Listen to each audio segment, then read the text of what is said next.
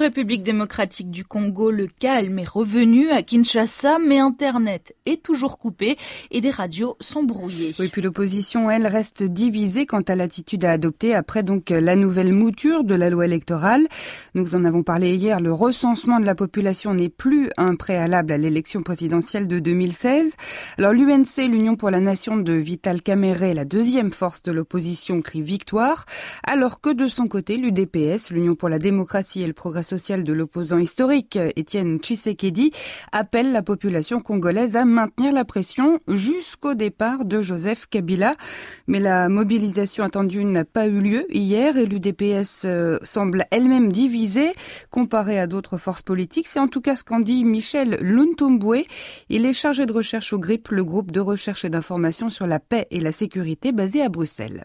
L'UDPS avait quelque peu disparu un peu des radars, disons, ces dernières semaines ou ces derniers mois. C'est un parti qui accuse aussi un peu une usure dans le temps. Il n'est plus le seul acteur dans l'espace politique congolais. L'émergence des nouvelles générations va se faire sentir. Étienne Tshisekedi est peut-être moins connu aujourd'hui des tout jeunes Congolais. Ceux qui ont 20 ans n'ont pas connu l'époque de la conférence nationale et de tout le processus de démocratisation. Donc ils connaissent plus les nouvelles générations ici de nouvelles formations. Et, comme Vital Kamerhe. Comme Vital Kamerhe ou les Moïse Katumbi. Pour vous, Étienne Tshisekedi ne peut espérer jouer un grand rôle lors de la prochaine présidentielle de 2016. On ne connaît pas encore les contours. En tout cas, le profil, on pouvait parier sur Moïse Katumbi il y a encore quelques semaines, mais on va voir de quelle marge il pourrait disposer pour mener une action en dehors du PPRD. Est-ce que des personnalités de la majorité telles Olivier Kamitatou ou bien Jean-Claude Muyambo et encore Léon Kengo Adondo ne peuvent peut-être rassembler, non? Bon, Léon Kengo Adondo appartient encore à l'ancienne génération des politiciens congolais qui ont surtout incarné la seconde République. Bon, l'ancrage d'un Jean-Claude Muyambo est peut-être davantage au Katanga que dans l'ensemble de la RDC. Peut-être des gens comme Vital Kamerhe qui, même s'il est issu du PPRD, un bon ancrage dans les deux Kivu, a une bonne audience à Kinshasa. C'est une des rares personnalités d'ailleurs qui s'exprime dans toutes les langues nationales de la RDC. Michel Luntumbwe, chargé de recherche au GRIP, était interrogé par Eric Topona. Vous écoutez Zapping Info Congolaise. À vous la parole avec Mireille Dron et au sujet de la RDC, nos auditeurs reviennent sur la révision de la loi électorale que le Parlement a votée dimanche sans l'alinéa qui avait provoqué des manifestations.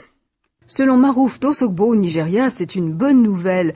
J'ose croire que ce n'est pas une énième manœuvre de la part du régime Kabila pour s'accrocher au pouvoir, écrit-il.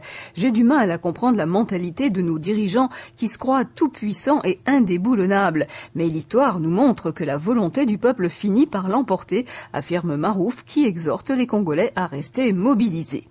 Actuellement, la situation semble apaisée en RDC, comme en témoigne Serge, auditeur de Lubumbashi. Dans les voisinages, tout le monde était très content. Cela a contribué même à apaiser la population et on a vu quand même les activités se prendre comme dans les temps. Aujourd'hui, tout le monde vraiment est apaisé. Et les gens croient à une réelle volonté du président Kabila. Vous pensez que le message de la population a été bien enregistré par le président ? Oui, effectivement. D'aucuns sont toutefois sceptiques, comme Luc aussi de Lubumbashi, qui ne croit pas que le retrait de l'alinéa controversé va apaiser le climat politique. Ils nous prennent pour des gamins, estime-t-il. Bewezima de Lomé au Togo pense que réviser les listes électorales en RDC était une évidence. Mais les autorités ont choisi le mauvais moment pour le faire. Maintenant, la société civile et les partis politiques doivent être vigilants, car les députés de la majorité au pouvoir sont capables de tout, selon lui. Théodore de N'Djamena Tchad pense qu'il serait souhaitable que Joseph Kabila quitte le pouvoir, parce que la RDC a besoin d'un leader innovant. Mais Patrick de Kinshasa invite surtout ses compatriotes à la sagesse. Ne détruisons pas ce que nous avons construit, écrit-il, persuadé que les manifestations de la semaine dernière n'avaient aucun objectif politique, si ce n'est les pillages systématiques et les actes de haine envers les Chinois et certains nationaux qui ont vu leur commerce dévasté. Patrick invite l'opposition à engager plutôt des actions pacifiques dans une démocratie pluraliste, conformément aux lois en vigueur, en reconnaissant qu'il y a des innovations dans cette loi électorale. Vous écoutez Zapping Info Congolaise. En RDC, le Parlement a trouvé dimanche un compromis en votant une loi électorale qui ne conditionne plus la tenue des élections de 2016 au référendum et à l'identification. Le calme est ainsi revenu dans le pays, mais pour combien de temps? Eddy Sango a posé la question à un spécialiste en administration publique, Jean-Aimé Bondo, joint ici aux États-Unis.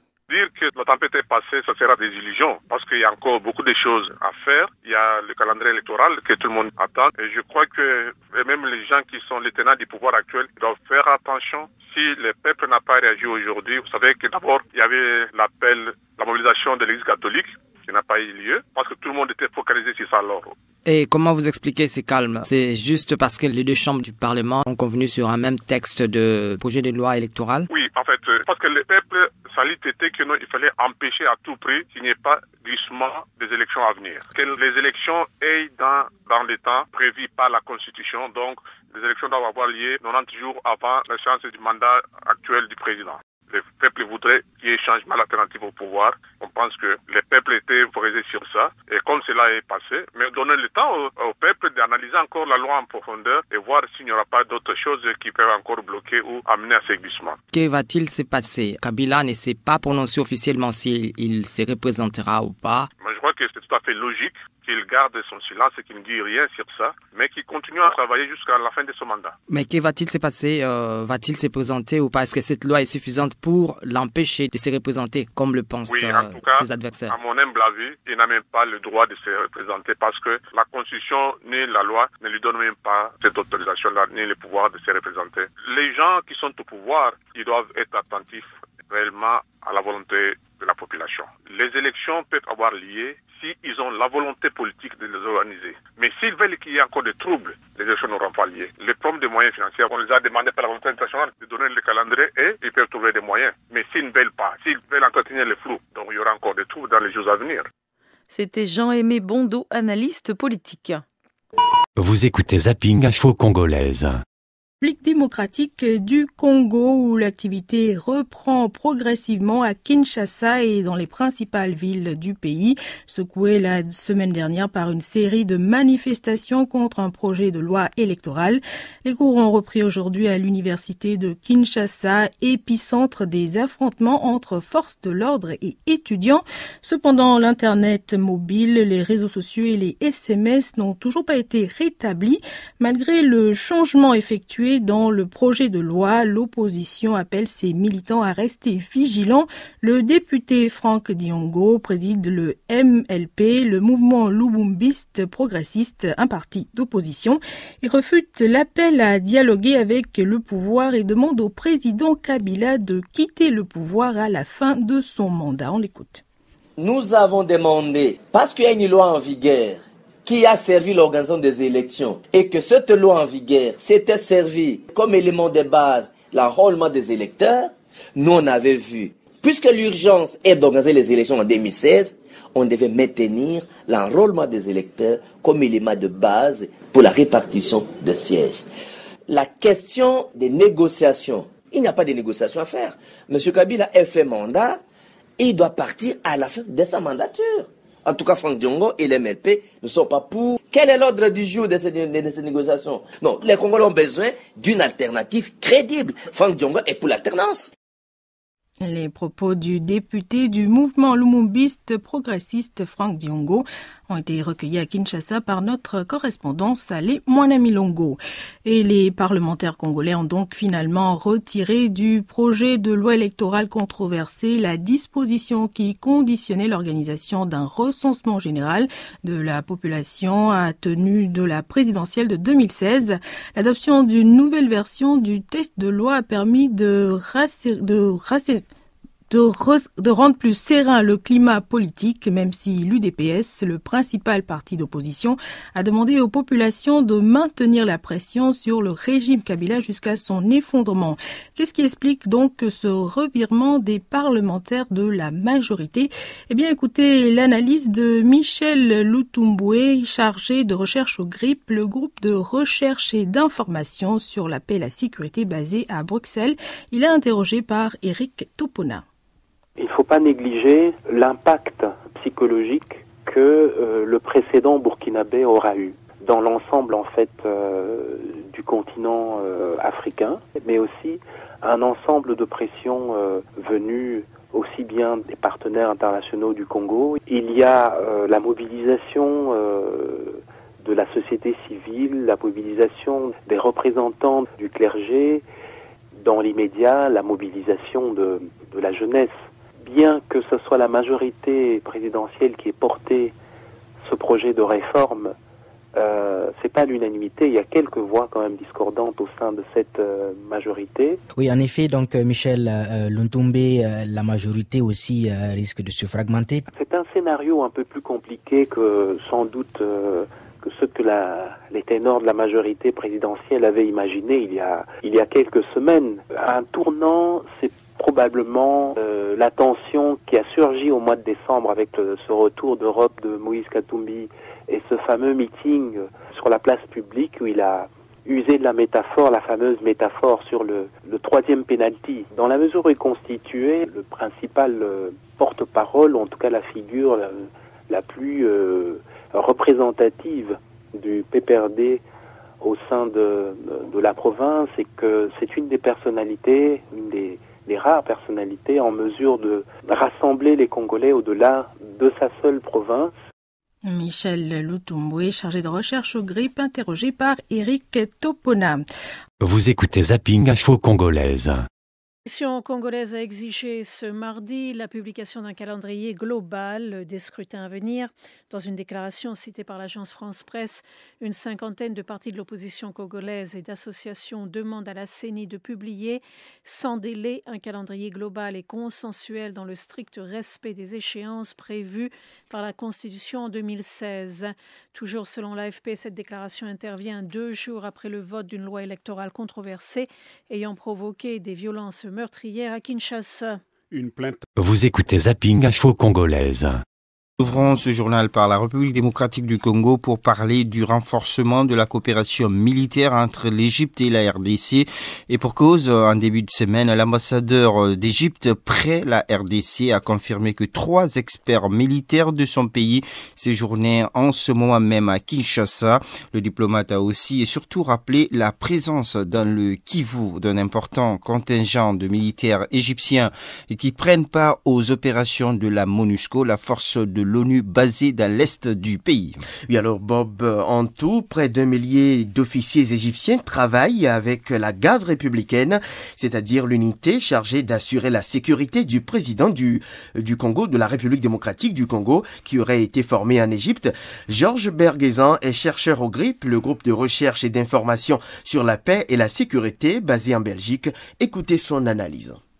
On l'a appris au mois d'août dernier, donc 2014, l'ambassadeur d'Égypte, et il a notamment mis en exergue la présence d'officiers congolais de la garde républicaine qui étaient en formation en Égypte.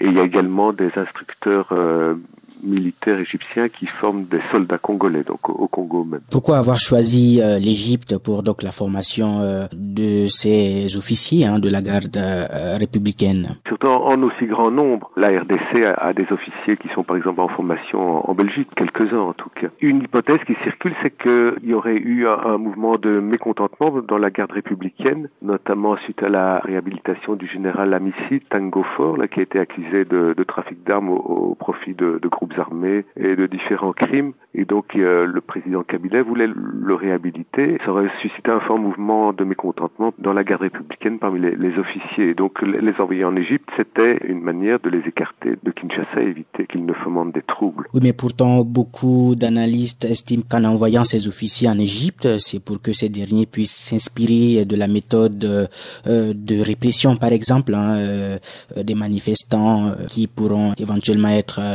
appliqués en RDC. Et c'est vrai qu'en matière, là vous avez raison, qu'en matière de répression de masse populaire, l'Égypte a acquis une certaine expertise. Oui. Est-ce que le régime n'a pas voulu envoyer ses officiers se faire former en prévision d'éventuels troubles? C'est tout à fait vraisemblable.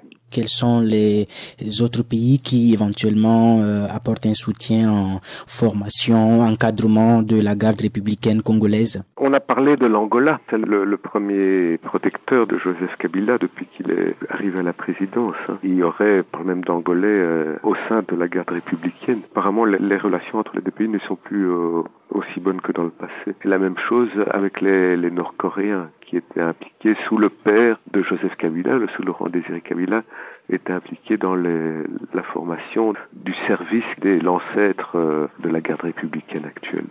C'était Georges Berguezan, chercheur au groupe de recherche et d'information sur la paix et la sécurité, joint au téléphone par Éric Topona. En bref, la Cour suprême de justice congolaise a décidé que l'opposant Vital Kamerhe soit jugé. Celui-ci aurait accusé une élue du parti au pouvoir d'avoir obtenu son siège de député en 2011 en fraudant.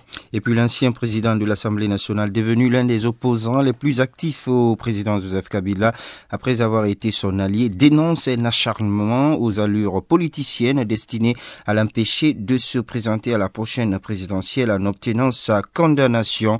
Par ailleurs, dans l'est du pays, selon les Nations Unies, une offensive imminente de l'armée congolaise contre les FDLR est toujours attendue depuis la fin de l'ultimatum lancé aux rebelles hutus rwandais pour désarmer Fréjus. Le gouvernement congolais et la communauté internationale avaient donné jusqu'au 2 janvier dernier au FDLR pour déposer les armes et se rendre, faute de quoi il s'exposerait à un désarmement forcé, mais le groupe rebelle n'a pas répondu à cette injonction et l'opération annoncée se fait attendre. Vous écoutez Zapping Info Congolaise.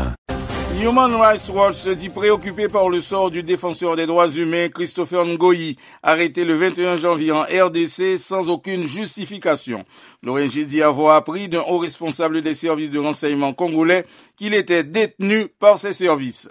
Timothée Lonangmaya a joint à New York Philippe Bolopion de Human Rights Watch. Ses proches ne savent toujours pas où ils sont, ses amis, sa famille sont allés voir plusieurs lieux de détention et ils ne savent toujours pas où il est. À notre connaissance, il n'a toujours pas eu accès à un avocat. On est aussi évidemment très inquiet pour sa sécurité. Les autorités doivent absolument s'assurer qu'il est traité de manière convenable, qu'il n'est évidemment pas torturé, qu'il est nourri convenablement, qu'il a accès à des soins si nécessaire. Mais il est temps de mettre un terme à cette détention qui est pour l'instant une détention illégale. Soit les autorités ont des charges sérieuses et crédibles contre lui et elles doivent les présenter et lui donner une chance de se défendre, ou alors elles doivent immédiatement le libérer. L'Agence nationale des renseignements a reconnu le détenir. Effectivement, ils ont reconnu le détenir, mais personne ne l'a encore vu, ce qui ne fait que nourrir les inquiétudes de sa famille, de ses proches, de ses collègues, et nos inquiétudes à nous aussi. Donc s'ils le détiennent, eh bien, ils doivent lui donner immédiatement accès à un avocat, il doit pouvoir voir ses proches, les rassurer sur son état de santé, et c'est un devoir des autorités, s'ils sont dans l'obligation de donner accès à Christopher Ngoyi. Il ne peut pas être détenu de manière indéfinie, comme ça, en toute illégalité.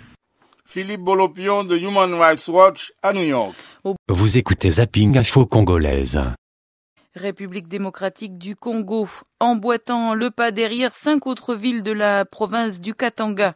Lubumbashi a organisé une marche de la paix et de soutien au président Joseph Kabila, tandis que l'UDPS appelait les Louchois à boycotter la manifestation. Reportage de Narval Nabila.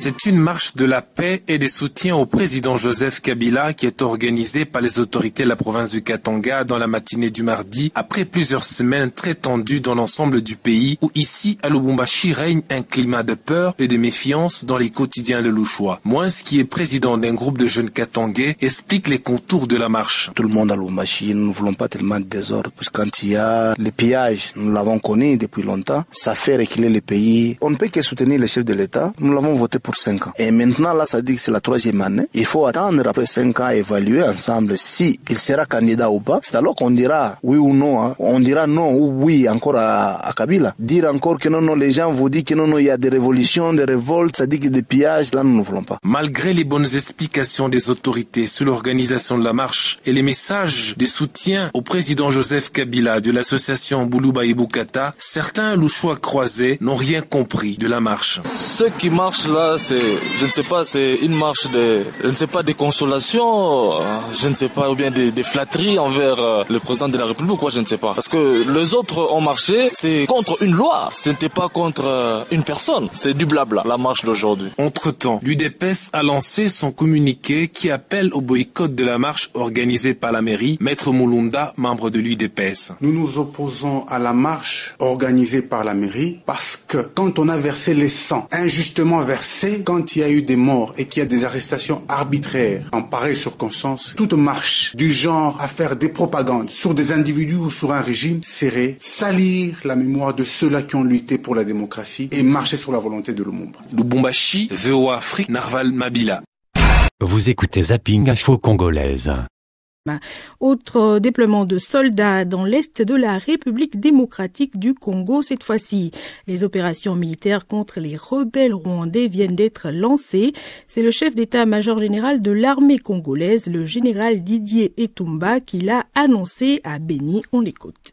Nous vous annonçons donc officiellement, aujourd'hui, solennellement, que nous reprenons aujourd'hui des opérations contre les FDLR pour les contraindre à se rendre, à déposer les armes.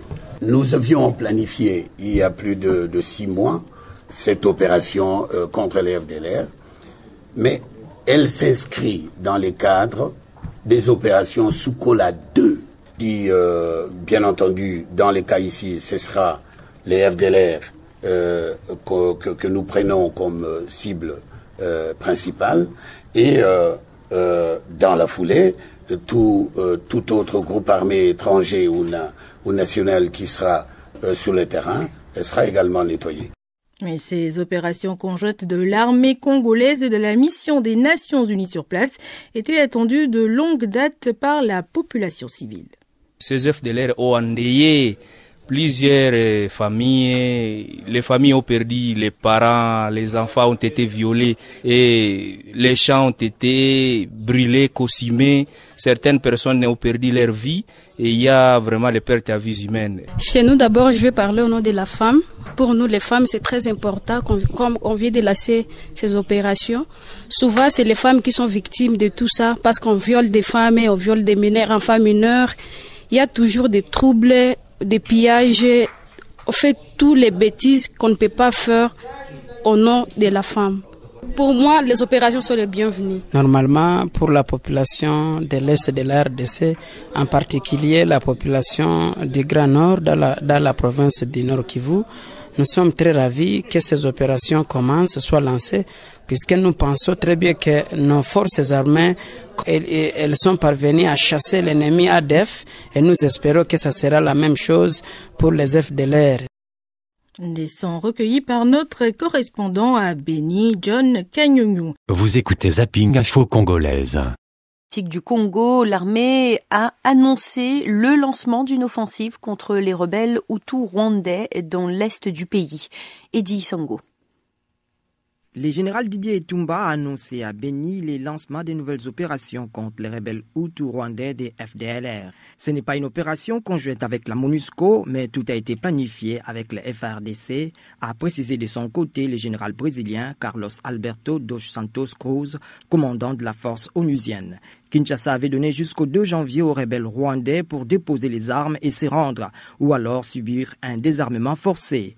Les FDLR n'ont pas répondu à cette injonction. Le président Joseph Kabila était sous forte pression internationale pour donner son feu vert à une opération conjointe FARDC-MONUSCO. L'annonce de cette offensive survient à la veille d'un sommet de l'Union africaine qui doit aussi aborder la question de la situation dans l'est de la RDC. En Centrafrique. Vous écoutez Zapping Info Congolaise. En RDC, suite aux manifestations contre la modification de la loi électorale, les autorités avaient ordonné aux compagnies de télécommunications de couper l'Internet et les SMS dans le pays. Plus d'une semaine après, Internet n'est toujours pas encore totalement rétabli pour les utilisateurs, surtout pour le réseau mobile. Comment cela est vécu à Mbuji-Mayi dans le Kasaï oriental? Bagassi-Koura a joint Emery Kazadi, journaliste de la radio-télé Debout Kasaï à Mbuji-Mayi. Jusqu'aujourd'hui, on ne sait même pas se transmettre des SMS, au moins dans des cybercafés pour le moment. Nous pouvons aller naviguer, accéder à nos boîtes email, notamment faire des recherches sur Google, mais dans nos téléphones mobiles, nous ne savons pas toujours y accéder, même si au niveau des entreprises de télécommunications, là au moins ils ont le signal Internet, mais pour nous les utilisateurs des mobiles, nous ne savons pas accéder à l'Internet à partir de nos téléphones. Il faut toujours aller au cybercafé, même pour les cybercafés, c'est seulement à partir d'hier qu'on a commencé à rétablir l'Internet petit à petit, mais il y avait Google, Facebook, Twitter et autres auxquels on ne savait pas accéder. Ça nous a posé un peu de problèmes depuis ces manifestations-là de Kinshasa. Et comment les gens réagissent au manque d'Internet, notamment sur le mobile? On nous a privé sérieusement l'information, nous-mêmes qui sommes journalistes, parfois nous recourons à l'Internet. On a suivi même dans des revues de presse, notamment des chaînes de radio, Okapi et autres, qui ont également exprimé le fait qu'ils étaient incapables d'accéder à certains journaux parce qu'il y a beaucoup de journaux en ligne. Et est-ce que les gens comprennent cette mesure de coupure d'Internet? La classe intellectuelle, la population qui a un peu été sur le banc de l'école, les jeunes gens qui sont dans des écoles, et au moins pour le moment, ils ont grandi avec Internet, ils ont trouvé cela, mais il y a des gens qui n'ont presque pas de niveau d'études, qui ne comprennent pas ce que ça veut dire. Emery Kazadi, journaliste de la radio-télé Debout Kasaï à Mbuji-Mayi.